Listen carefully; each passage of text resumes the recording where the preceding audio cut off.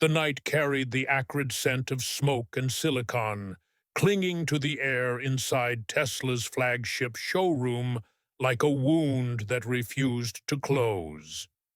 Shattered glass crunched beneath Elon Musk's shoes as he stepped across the ruined floor, each fragment catching the dim pulse of emergency lights overhead, flickering like the last gasps of a dying machine.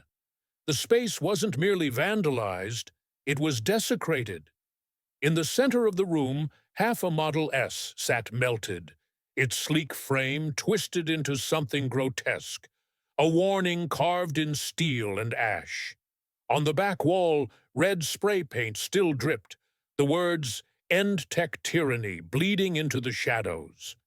Musk didn't flinch. He moved deliberately, his eyes scanning the wreckage with a calm that wasn't cold or detached, but honed, focus distilled into something almost tangible. The air felt heavy, as if the fire's memory lingered in the scorched concrete. He knelt beside the charred remains of the front desk, his fingers brushing a jagged edge where metal met ruin. Something caught his eye, wedged between a steel frame and the melted leg of a chair, a half-burned scrap of paper, scorched but legible. At the top, in bold print, it read, "Musk or U.S. Protest Toolkit V 2.1, Regional Disruption Schedule." His lips tightened, a flicker of recognition crossing his face, not of surprise but of confirmation. Footsteps broke the silence from behind. "Sir," came a voice, unsteady but urgent. A technician, no older than 25, appeared in the doorway, his face pale under the emergency lights, clutching a tablet like a lifeline. He swallowed hard, his voice trembling with the weight of what he carried. "We pulled the archive from way back. Their site's been wiped, but we got it. The payment schedules, recruitment pages, forum instructions, it's all here." He hesitated, then added, "They were offering $200 a day to stage chaos in front of every Tesla dealership west of the Mississippi." Musk took the tablet without a word, his thumb scrolling past phrases that leapt from the screen like indictments. "Dressing guidelines, blend in but film everything. Keep energy up. Don't use real names. If confronted, shout climate justice." He stared at the text, his face unreadable, then lowered the device. A long silence stretched, heavy and deliberate, before he spoke, his voice low, precise, almost surgical. "This wasn't protest. It was performance, paid for, coordinated, industrialized. They didn't just come for the cars. They came to destabilize trust, to fracture perception, and someone paid them to do it." He stood, brushing ash from his sleeves, his movements measured but resolute. "You don't organize this kind of sabotage without serious capital, and people with that kind of capital don't burn showrooms for headlines. They burn them to test how much reality they can bend before the public stops looking."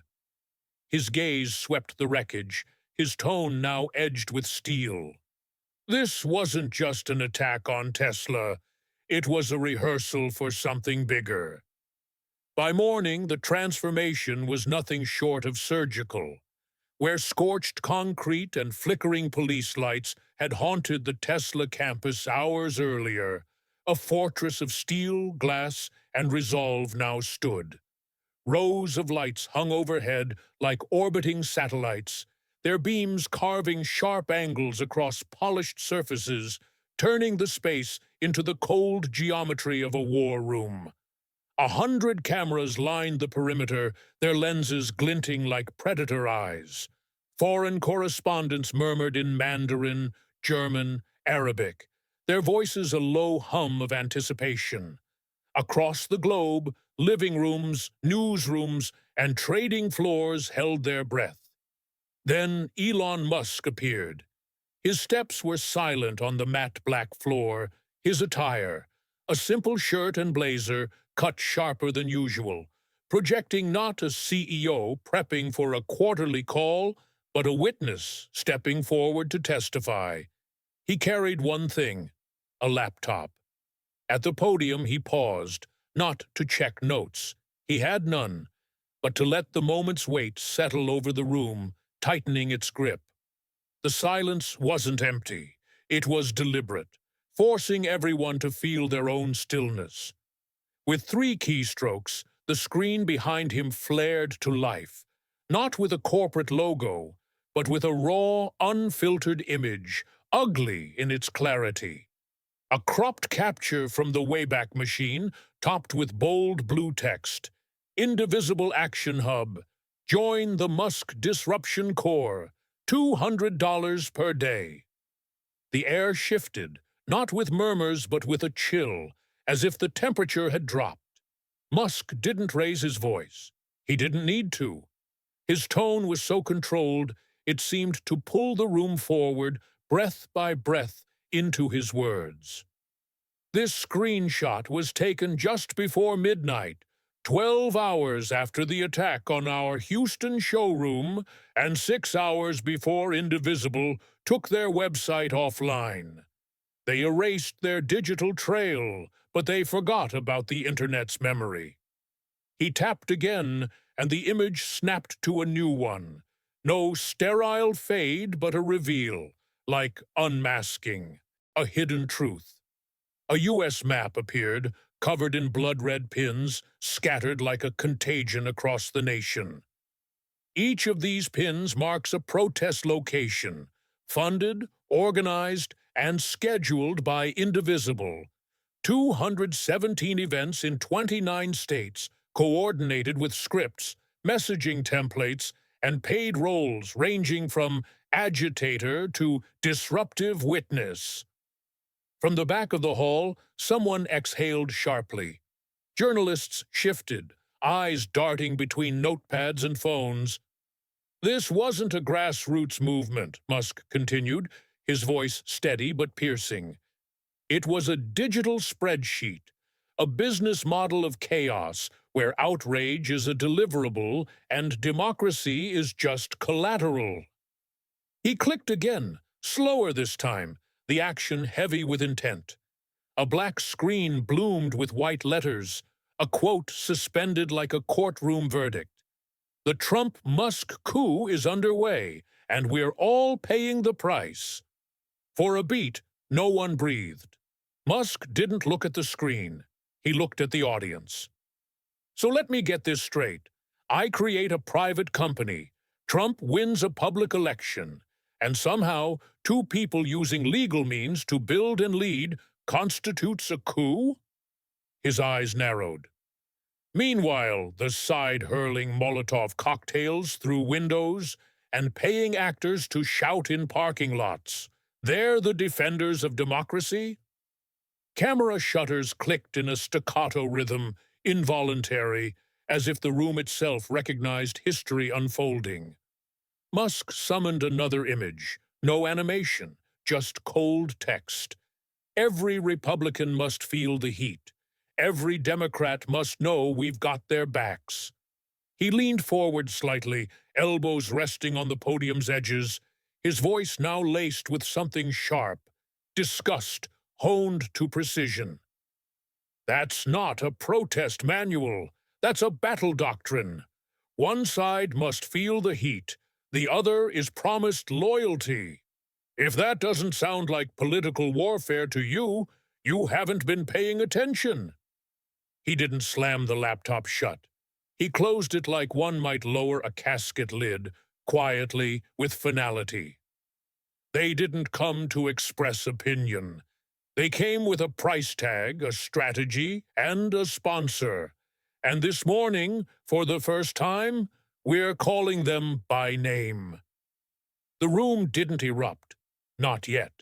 It trembled with clicks, flashes, frantic keystrokes. Some journalists dropped their pens, reaching for earpieces, calling editors. At the center, Musk stood motionless, not victorious, but calibrated, like a chess master placing his queen on e5, fully aware of the moves to come. The quote still hung on the screen like an accusation carved in stone. The Trump-Musk coup is underway. No one moved to take it down. They didn't dare. Musk remained still, hands lightly gripping the podium's edges. He wasn't done, and every soul in the room knew it. He raised a hand, not to gesture but to point, controlled, almost surgical. You've seen the footage. You've seen the coordination, paid agitators, synchronized attacks. Over 200 incidents in less than a month. Showrooms torched, staff threatened, shareholders doxxed online. And now I'm the one accused of staging a coup? He exhaled slowly, not in frustration but in calculation, then turned, letting the screen refresh. A data dashboard took center stage, line graphs, heat maps, a timeline charting incidents across the U.S. San Diego, Austin, Atlanta, Portland. Bright red pulses spread like a virus. "Look at this pattern," Musk said, his voice dropping, confiding in the nation. "This isn't organic outrage. This is a campaign with a budget, logistics, targeting, and orders. Real-time messaging down to the wording on protest signs." The camera panned to the crowd. A BBC reporter scribbled with both hands. A Fox anchor stared, unmoving. Financial journalists opened their phones, fingers flying, no longer covering the story, but recalculating stock forecasts in real time. Musk stepped to the side, letting the screen speak. "And let's stop pretending this was funded by bake sales and GoFundMes. Indivisible didn't suddenly discover an oil well under their headquarters." He paused, letting the implication hang, the press glancing sideways, waiting for the name. Then, calm as ever, he spoke it. George Soros. A collective intake of breath swept the room, suppressed by glass. Heads turned toward the exits as if expecting security to storm in. Musk didn't flinch. "Once again, we see the same invisible hand, the same billionaire who spent decades undermining institutions, destabilizing borders, rewriting the rules of national sovereignty, now financing attacks on American innovation. And why? Because power doesn't like unpredictability, and I am the algorithm they can't predict." He turned back to the podium, lifting the laptop. "This wasn't about Tesla, not really. It's about control.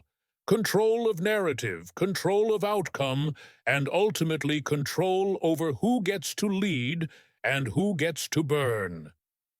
The hall seemed to shrink, pulled into its own silence, reality absorbing the weight of his accusation. He'd named Soros as the bankroller of a nationwide assault, but he wasn't done. He never entered a fight without receipts. With a quiet motion, he summoned the next image. A document, clinical, corporate, the kind you'd expect from a campaign war room or a brand relaunch. Musk, or U.S. Protester Activation Toolkit, version 2.1. Confidential, not for public distribution. The room stiffened. It looked mundane. White background, serif fonts, structured headers. But like most dangerous things, it wore a plain face. Musk stepped aside, giving the screen full view, his hands behind his back, like a prosecutor at closing arguments. "What you're looking at isn't a manifesto. It's a manual. Not written by activists, but by strategists. Not built on ideals, but on deliverables." The slides scrolled gently, section headers passing like chapters, talking points for disruptors, emotion triggers for journalists, real-time messaging updates, engagement protocols with police. Musk spoke slowly, rhythmically, giving the crowd time to grasp the implications. These aren't people showing up with homemade signs and frustration in their chests. These are contractors with scripts, live stream checklists, and post-protest debrief forms. The next page appeared, less technical, more transactional, a compensation chart. Musk narrated it like a story. There's a line item for a role called lead disruptor, pays $250 a day. Another for viral amplifier, $100 per clip, with bonuses if it trends. Some were even paid to pretend to be Tesla employees, to sow doubt inside our walls. His tone never rose, but the tension did. These aren't angry citizens. They're actors in a political play, and the tickets were purchased by someone who never intended to sit in the front row, only to pull the curtains from behind. Another page loaded, an internal note labeled Optics Optimization. Its instructions were so precise they bordered on satire. Dress like the middle class, clean but unpolished. Cry only when media is present. Stage shouting to sync with camera flashes. A reporter from Le Monde dropped his pen.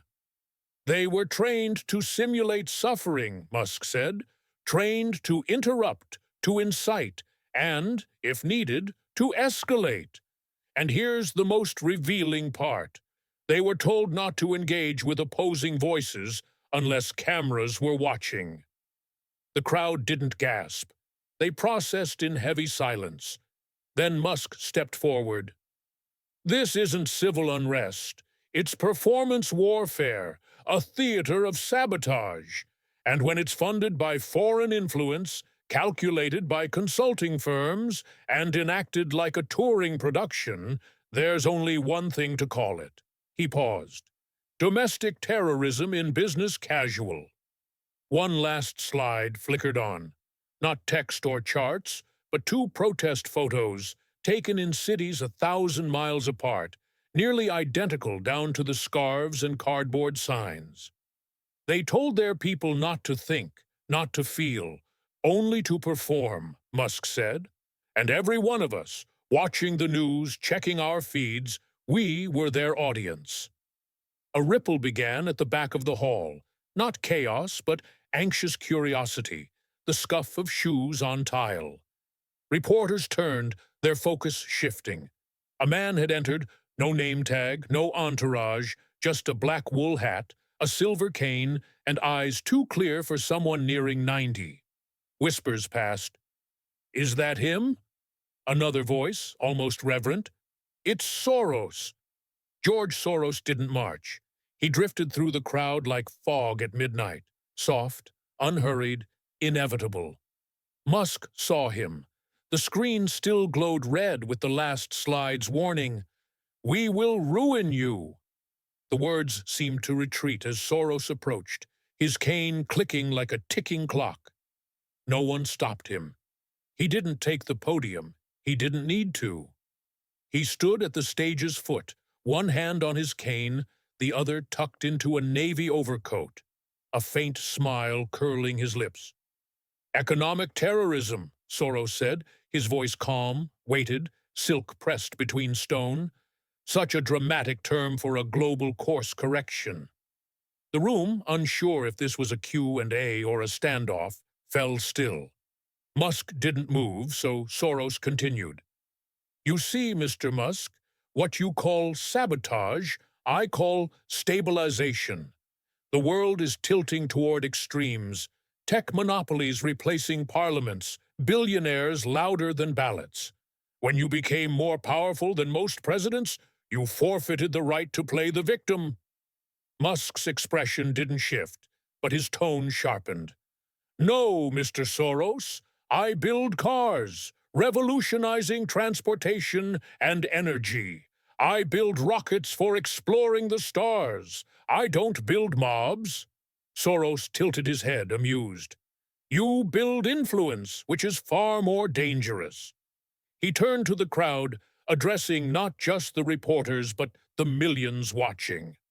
Democracy isn't just about elections. It's about friction, about holding power accountable, even if it means shattering the myth of invincibility. If your stock drops, it's not because I hate innovation. It's because markets should fear unchallenged empires. Musk stepped forward, no podium between them. There's a difference between challenge and manipulation. You didn't debate me, you hired actors to scream. You funded fires, you engineered fear. The tension thickened, static before lightning.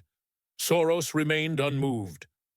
And yet here we are, talking about democracy on your stage, using your microphones in your building. If I'm the villain, why are you still in control? For the first time, Musk hesitated, not in doubt, but in restraint.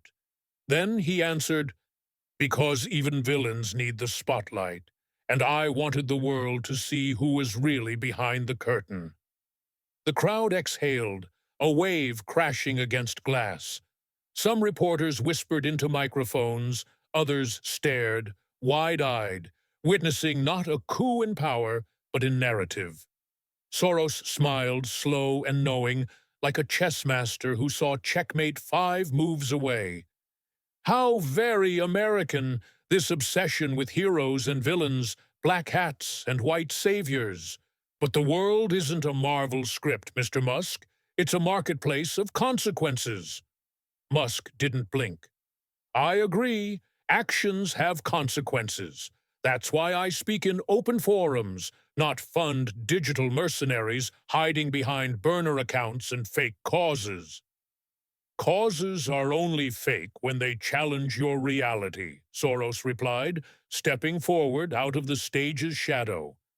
You want to sell the world energy independence, electric utopia, a clean planet powered by your tech. But let me ask, independence from whom?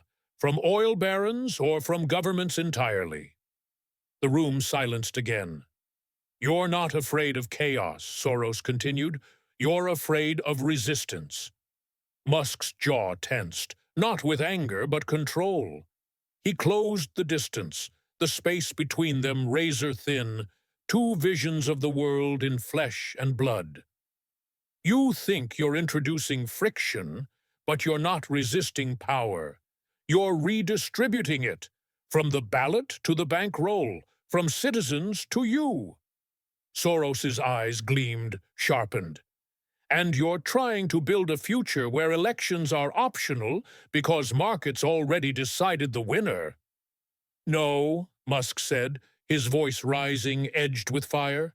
I'm building a future where truth doesn't need a middleman, where innovation doesn't need permission, slips from self-appointed kings. A pause. Then Soros, softly, so this is about power after all. Musk nodded. Yes, but not yours, and not mine. It's about giving it back to the people who actually live in the world your foundations play chess with. The screen flickered, shifting from charts to faces, clips of ordinary Americans, a mechanic investing in Tesla stock, an engineer building a Starlink receiver in rural Montana, a single mother driving a Model 3 to escape rising gas prices. You call this chaos, Musk said. I call it choice.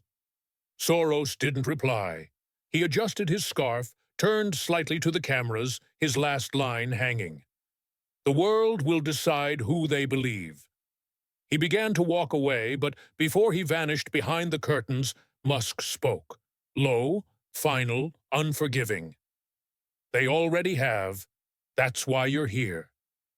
Soros turned his back, but Musk didn't move. The lights hummed softly, the screens holding the question that silenced the room. Who writes the future? Then Musk nodded, and 2 security officers appeared, not from backstage, but from the walls, clean-cut, discreet, more like federal agents than private guards. Their steps echoed just enough to remind the world that power doesn't always roar. Sometimes it walks forward. They approached Soros slowly, not to arrest, not to shame, but to escort. He turned his head halfway, no protest, no retreat, tapping his cane once on the floor. He whispered something inaudible to the nearest microphone, his expression unreadable, like a man whose opening move had been undone. As the guards led him down the aisle, reporters snapped to life. Pens moved, phones lifted, satellite feeds resumed. Musk stepped forward, not to chase Soros, but to claim the silence he left. Let the record show that no private citizen, no matter how wealthy, no matter how globally entrenched, has the right to destabilize a democracy, then vanish behind the curtain untouched. The room leaned in. The world leaned in. This was never just about Tesla, or me, or even Donald Trump.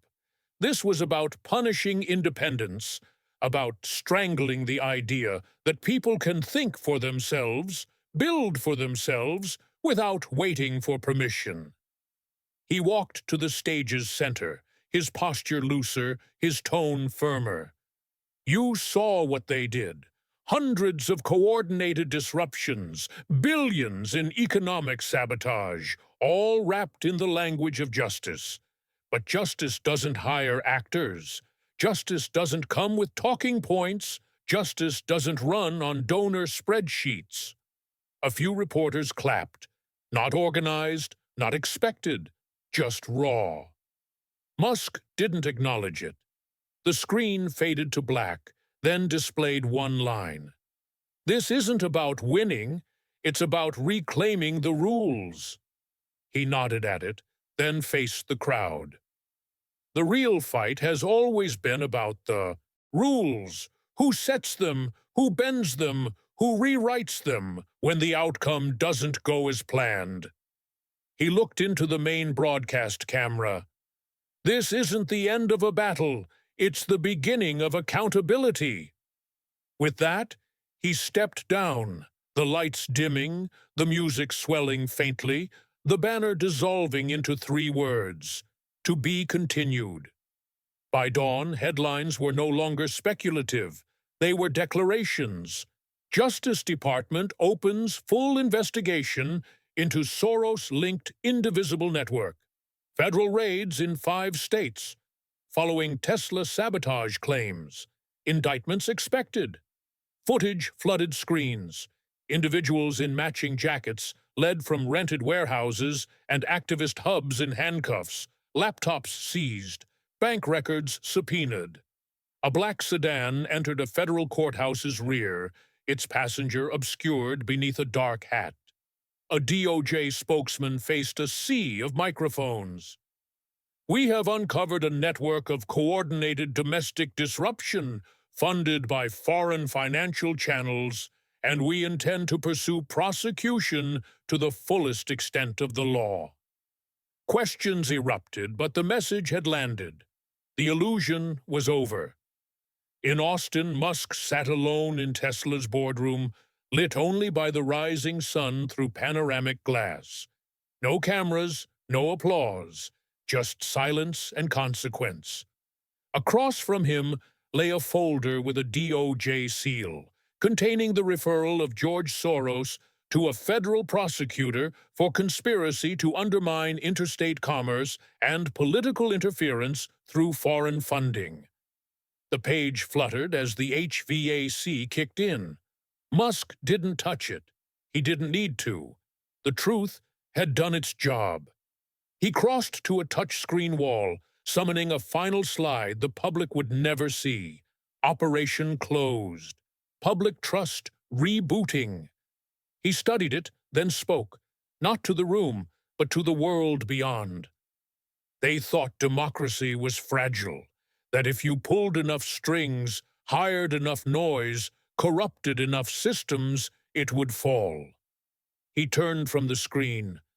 But what they forgot was that it was built to fight back.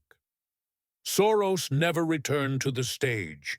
His U.S. assets were frozen pending review. Shell foundations under his nonprofit network dissolved.